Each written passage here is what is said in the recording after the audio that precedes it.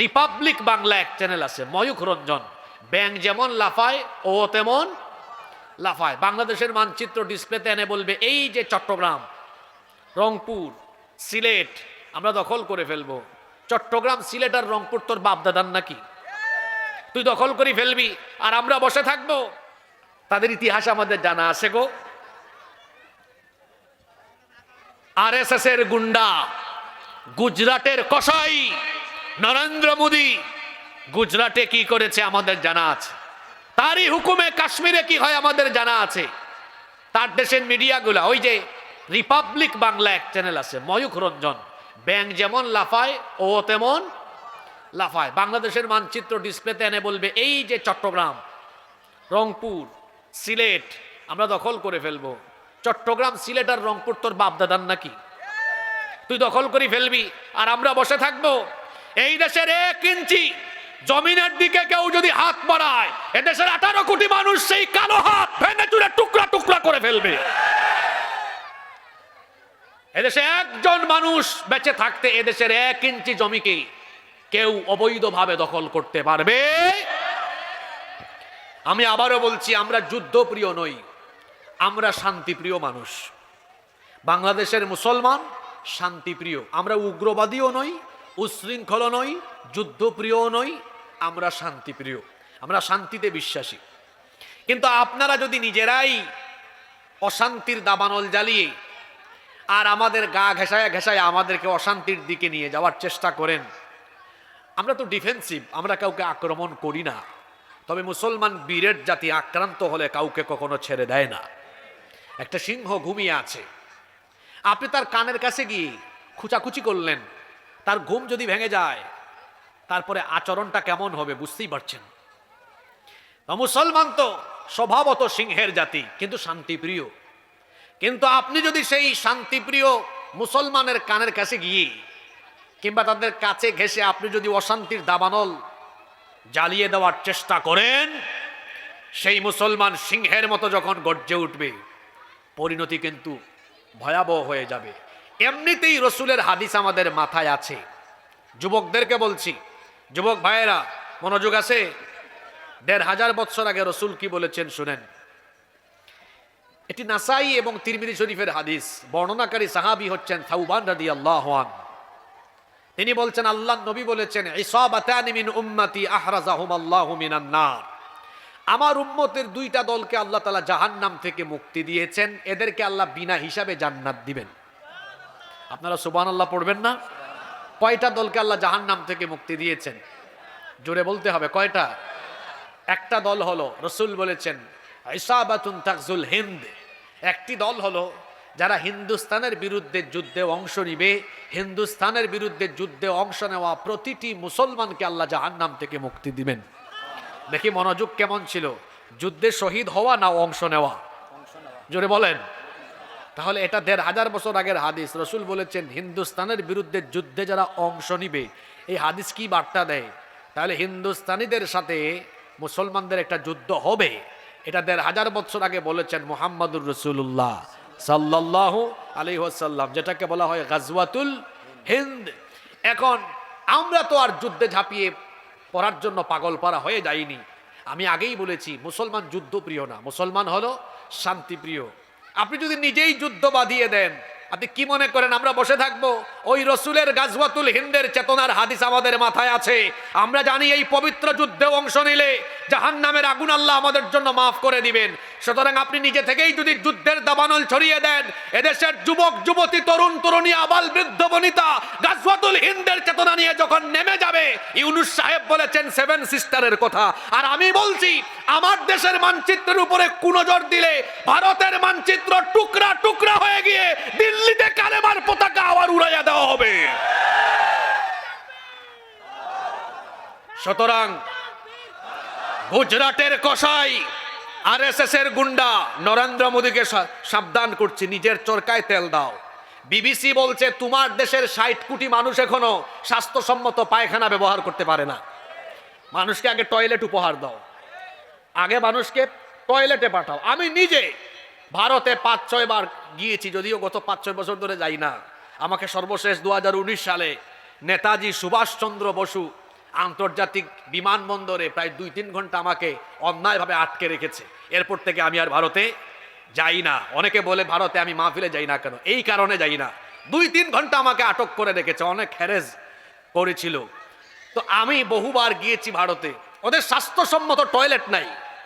অনেক জায়গায় আমি দাওয়াতি সফরেও গিয়েছি, মানুষ খোলা জায়গায় পায়খানা করে। নিজের চরকায় তেল দাও, নিজের দেশের মানুষের প্রতি মনোযোগী হও। আমার দেশে হিন্দু, মুসলিম, বৌদ্ধ, খ্রিস্টান সবাই মিলেমিশে আমরা সম্প্রীতির সাথে আছি। এদেশে ইসলাম যদি কায়েম হয়, ও মুসলিমরা আরো আরামে থাকবে, তোমাদের জন্য জ্বলাপুরা অত বেশি না হয়। সম্মানিত ভাইয়েরা, বলছিলাম ইসলাম কায়েম হলে অমুসলিমরাও এরা কি দুঃখে থাকবে না সুখে থাকবে?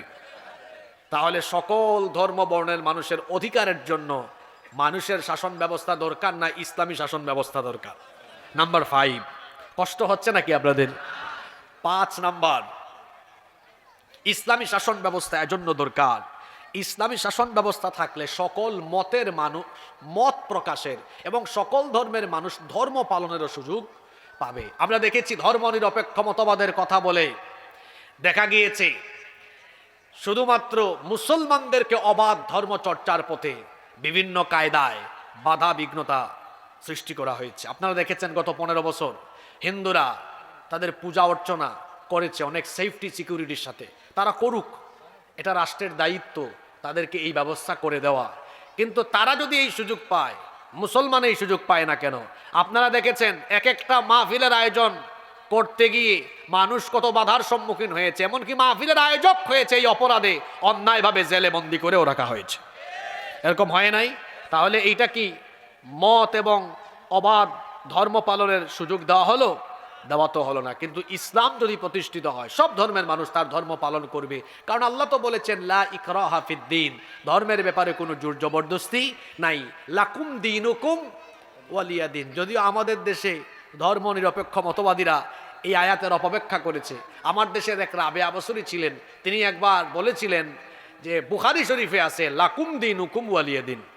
এটা কি বুখারী শরীফে? জোরে বলেন, এটা কি বুখারী শরীফে? এটা কোথায়? এটা কোরআনে আছে, লাকুম দীনুকুম ওয়ালিয়া দিন।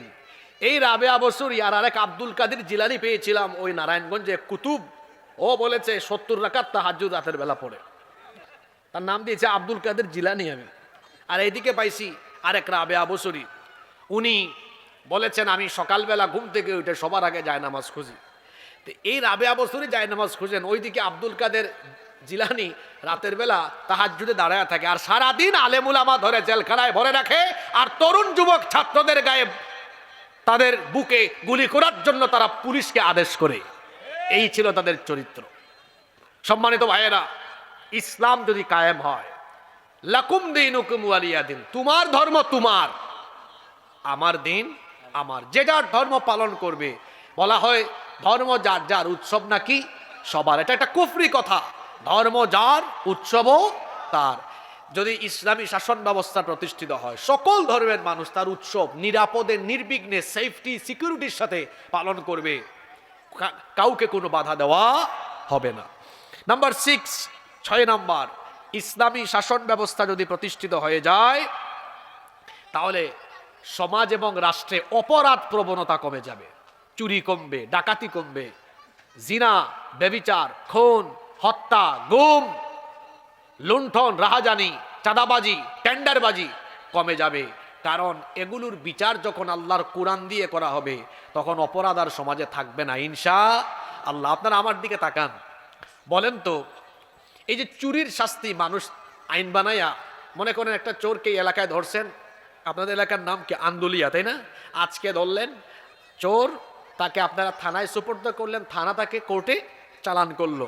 তো এই চোর যদি 2-4 মাস 1-2 বছর জেলখানা থাকে, এরপরে যদি জামিন নিয়ে বের হয়, বেশিরভাগ ক্ষেত্রে আপনারা বলেন, আমি বলবো না, বেশিরভাগ ক্ষেত্রে বলেন তো, চোর ডাকাতরা জেল থেকে বের হয়ে চুরি ছেড়ে দেয় না আরো প্রমোশন নেয়? হ্যাঁ, বরং অনেককে দেখা যায় আদালত চত্বরে হাত নাড়ায়, আমি আসতেছি, আসলে দেখাই দিব। ডাকাতি কমে না, ডাকাতি বাড়ে। জিনা বদমাইশি কমে না, আরো বাড়ে। আপনি একটা চুরির বিচার কোরআন দিয়ে করেন তো, একজন চোরের হাত কেটে দেন, এই বিচার দেখে সবগুলা ছেঁচড়া চোর তারের মতো সোজা হয়ে যাবে।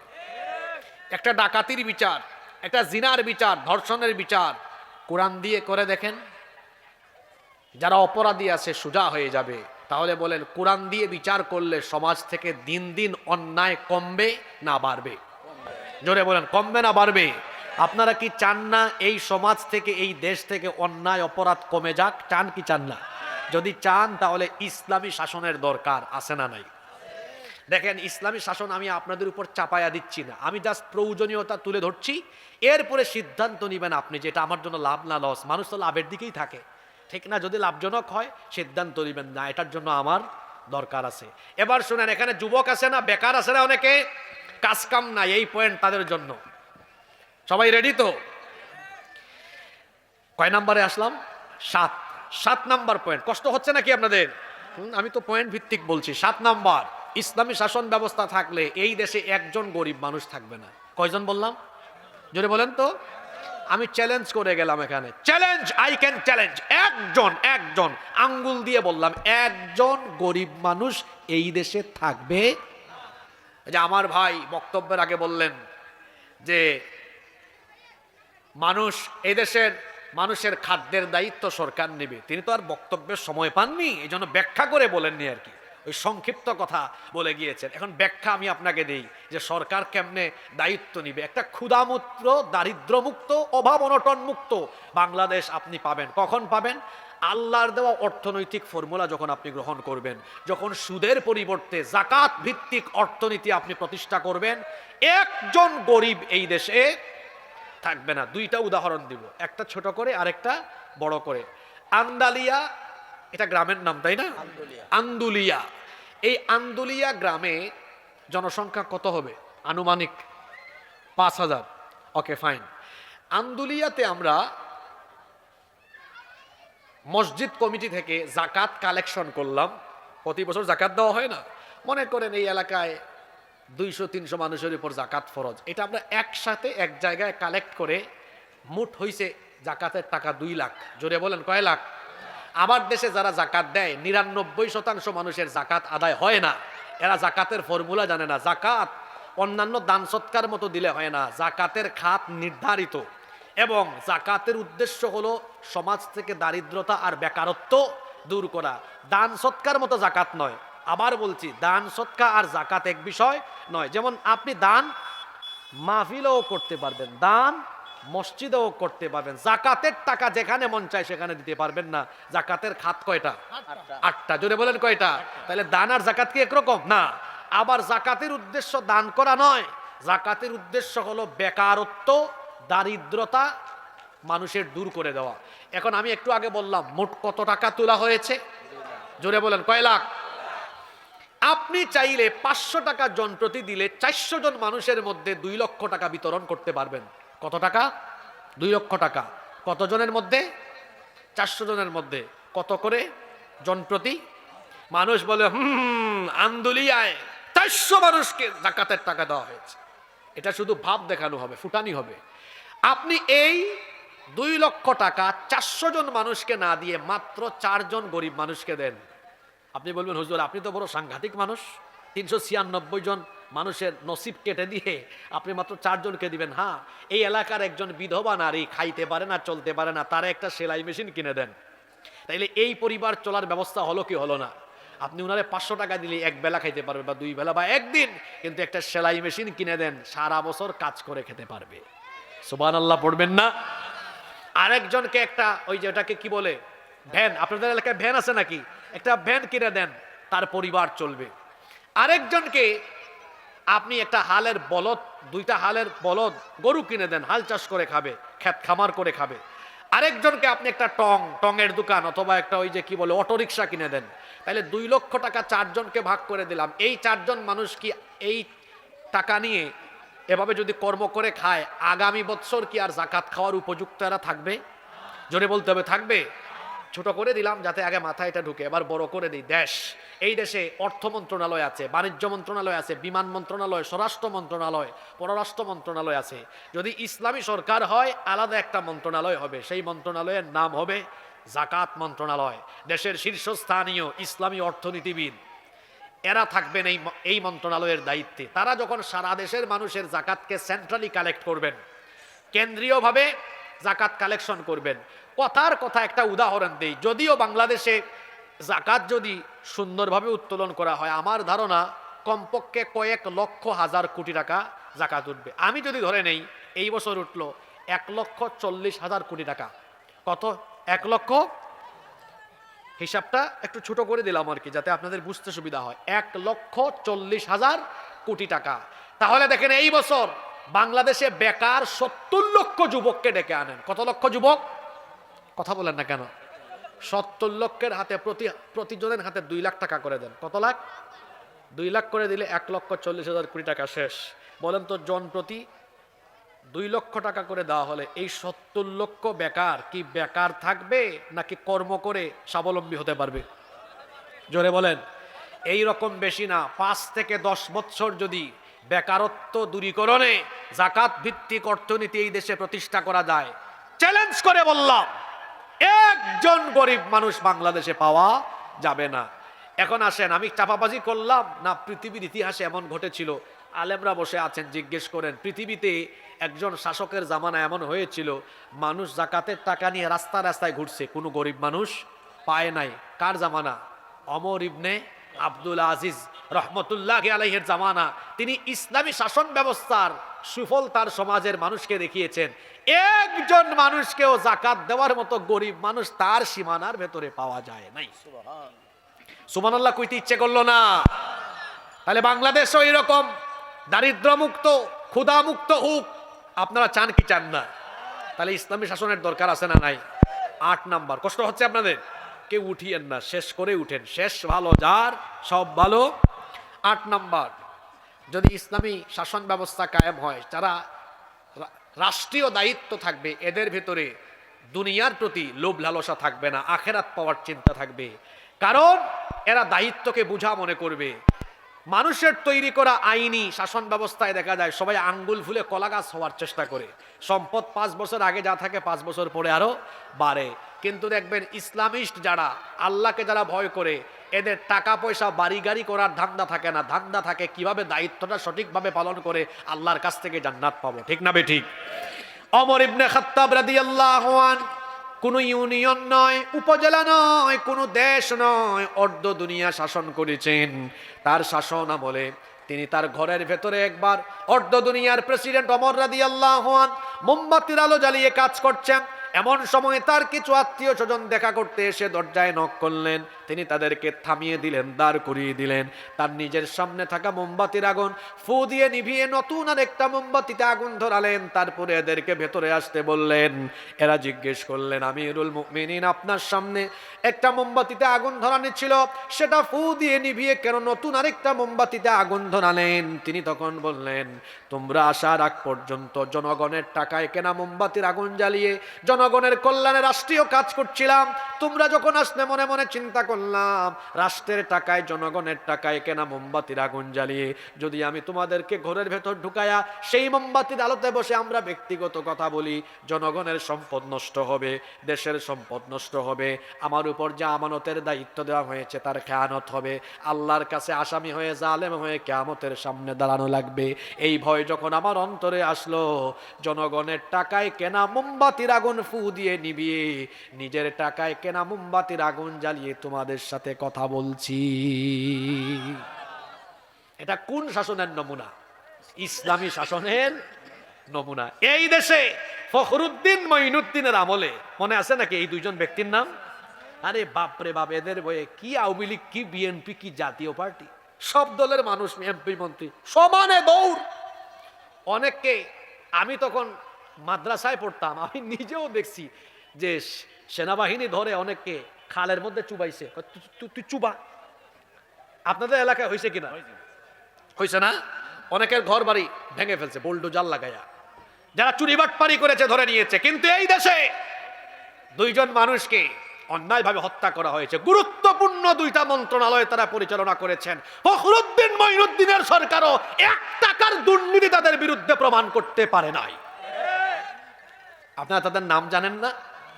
শহীদ মাওলানা মতিউর রহমান নিজামী, শহীদ আলী আহসান মোহাম্মদ মুজাহিদ। আমি কি ভুল বলেছি? বলেন, ফখরুদ্দিন মঈনুদ্দিন ধরতে পেরেছে? 1 টাকাও আল্লাহর বান্দারা দুর্নীতি করেন নাই। যেখানে মন্ত্রী হইলেই, দেখেন নাই আমার দেশে এক ভূমি মন্ত্রী, ও জুতা পরেছে, সাইফুজ্জামান চট্টগ্রামে তার বাড়ি, আমার বাসাও তো চট্টগ্রামে। ও জুতা ইউজ করে কত লক্ষ টাকার জানেন আপনারা?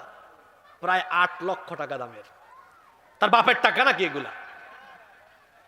চোর বাটপারে ভরে গেছে দেশ। আমি বলি এই দেশে সম্পদের অভাব নাই। এই দেশে সম্পদের খনি যেমন আছে, তেমনি এই দেশে চোর ডাকাতের খনিও আছে। এই দেশে সম্পদের অভাব নাই, আছে শুধু ভালো মানুষের অভাব। যদি এই দেশের দায়িত্ব সঠিক লোকদের হাতে তুলে দেওয়া যায়, এই দেশ এমন ভাবে চলতে থাকবে, বিশ্বের বুকে এই দেশ মাথা উঁচু করে দাঁড়াবে ইনশাআল্লাহ। মূল জায়গা চেঞ্জ করতে হবে। ড্রাইভার খারাপ থাকলে গাড়ি অ্যাক্সিডেন্ট করে, ঠিক তেমনি এই দেশ যারা চালায়, রাষ্ট্রীয় দায়িত্বে যারা থাকে, এরা চোরবাটপার হলে গোটা দেশ রসাতলে চলে যাবে। এই জন্য আল্লাহওয়ালা, পরহেজগার, কোরআনওয়ালা মানুষদেরকে সেখানে পাঠাতে হবে। রাজি আছেন তো? নাম্বার 9, সময় কমাজান হয়ে যাবে, একটু আপনারা ধৈর্য ধরে। 9 নাম্বার পয়েন্ট, কেন কোরআনের শাসনের দরকার? এজন্যই দরকার ইসলামী শাসন ব্যবস্থার। এটা হচ্ছে রসুলের সবচেয়ে বড় সুন্নাহ, রসুলের আদর্শ।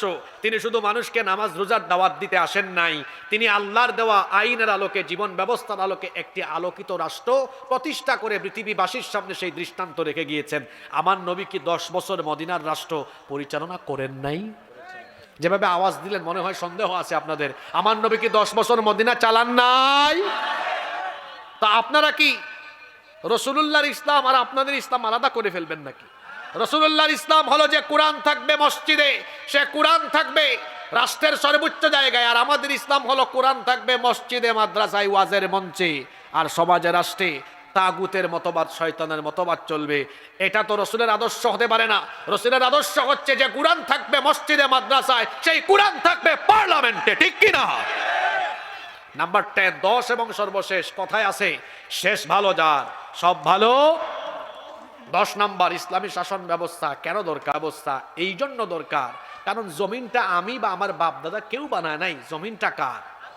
আলা লাহুল খালকু ওয়াল আমর, সৃষ্টি যার, জমিন যার, আইনও চলবে। এই জমিন কিভাবে চলবে এটা আমি ভালো জানবো, আপনি ভালো জানবেন না আল্লাহ ভালো জানবেন। সুতরাং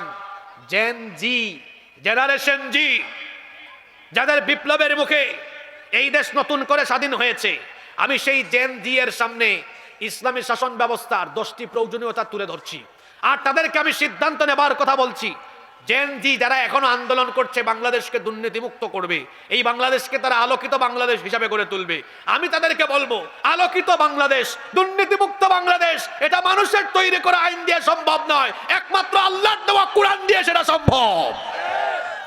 তাহলে আমরা সবাই সেই কোরআনের কল্যাণমুখী, ইসলামের দ্বীনের সেই কল্যাণমুখী রাষ্ট্র গঠনের জন্য, কোরআনের শাসন ব্যবস্থা, ইসলামী শাসন ব্যবস্থার জন্য ঐক্যবদ্ধ হয়ে কাঁধে কাঁধ মিলিয়ে সবাই কাজ করতে রাজি আছি না নাই?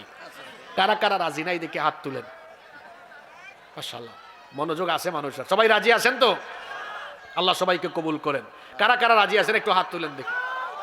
মাশাআল্লাহ, রাজি আছেন। যুবকদেরকে এগিয়ে দেন, তারা এত সুন্দর আয়োজন করেছে, একটা আবদার করেছে, এই মাইক টাইক যে আনছে এগুলো একটু ঘাটতি রয়ে গেছে, একটু হাত তুলেন না, হাত তুলেন। এবার হাতটা নামাইয়া পকেটে ঢুকান, মানুষের পকেটে ঢুকায়েন না। এই যে আমার যুবক ভাইরা যাবে, একটু আপনার তাদেরকে সহযোগিতা করেন যেন এই খরচাপাতিটা তারা আঞ্জাম দিতে পারে। আমাদের পয়সাগুলো দিনের কাজে খরচ হবে। আল্লাহ সবাইকে কবুল করেন। কই নাই দেন? তাইলে আমাদের এই বাংলাদেশকে নতুন করে একটি সুন্দর আলোকিত বাংলাদেশ হিসাবে পাওয়ার জন্য আমরা ইসলামী শাসনের পক্ষে থাকবো না বিপক্ষে থাকবো? আওয়াজ তো বড় কম হইল। হ্যাঁ, আজকে কি ওয়াজ যশোরে হয় না অন্য এলাকায় হয়? যশোরের মানুষ তো এমন না। আপনারা কি যশোর না ঝিনাইদহ? ঝিনাইদহ তো পাশে, ঝিনাইদহর মানুষ তো কথা বলে। আমরা সবাই ঐক্যবদ্ধ থাকবো তো ইনশাআল্লাহ। আল্লাহ সবাইকে তৌফিক দান করেন। সংক্ষিপ্ত মোনাজাত হবে, ফাঁকে দিয়ে একটু ব্যাগ যাবে। আল্লাহুম্মা আমিন। রব্বানা যালামনা আনফুসানা ওয়া ইল্লাম তাগফির লানা